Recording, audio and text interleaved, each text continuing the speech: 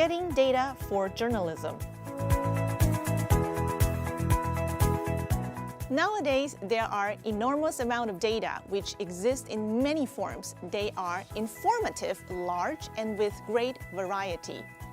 Due to these features, data becomes more and more important to journalism as it can act as an important source for journalists. Journalists have been using data to report politics, society, health, and business issues. More and more media organizations such as New York Times, BBC, Reuters, The Guardian have their own data journalism teams. As Tim Berners-Lee, the founder of the World Wide Web, said, "Data journalism is the future."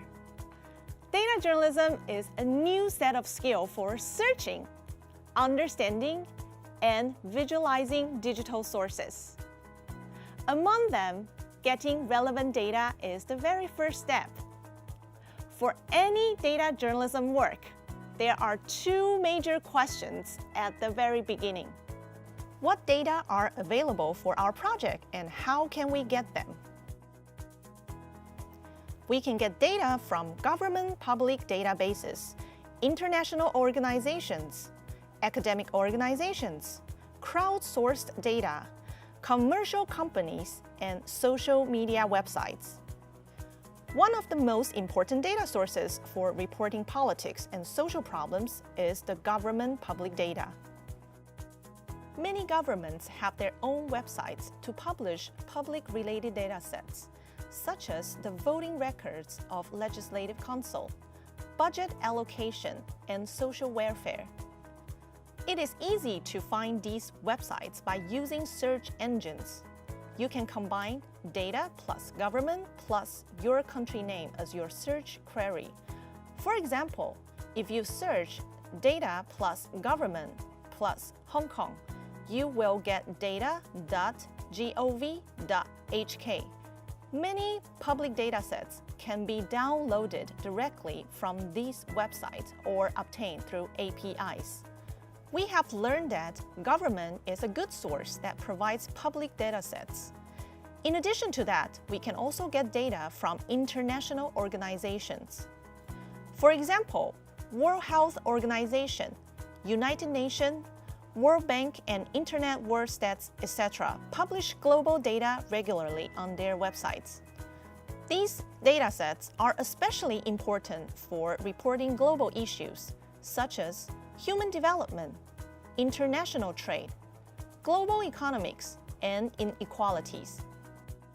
They are free, and the data are easily to be imported to other statistical software like SPSS and R. Many research institutions have the tradition to open their research data for other researchers and the general public. Some of the most famous datasets are World Value Survey, which are survey data including the changing values and their impact on social and political life across nearly 100 countries since 1981.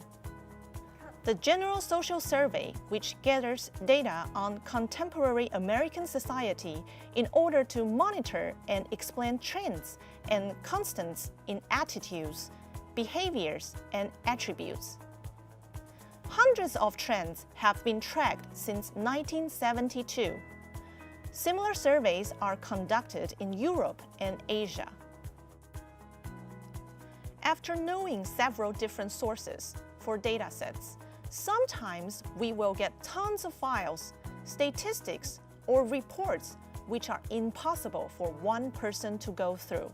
Also, we may get hold of material that is inaccessible or in a bad format, and we are not able to do much with it. This is where crowdsourcing can help. For example, Washington Post asks readers to submit stories of government shutdown effects. The stories were gathered and visualized on a map and delivered as data journalism work. Some commercial companies also provide open data to the public. For example, Google Public Data Explorer provides an interactive platform for analyzing aggregate public datasets from different sources, including World Bank, World Trade Organization, and U.S. Census Bureau. Also, the Pew Research Center provides raw datasets on various topics, such as social problems, internet technologies, politics, and so on. Many commercial databases may not be free. However, you can turn to your librarians in your universities for help. The most popular databases are likely to be subscribed by your libraries. Through computer-assisted tools, it is very convenient to get rich data from websites. For instance, we can track the spreading patterns of news on Twitter, analyze political discussions on Facebook fan pages, explore your audience habits via YouTube, etc.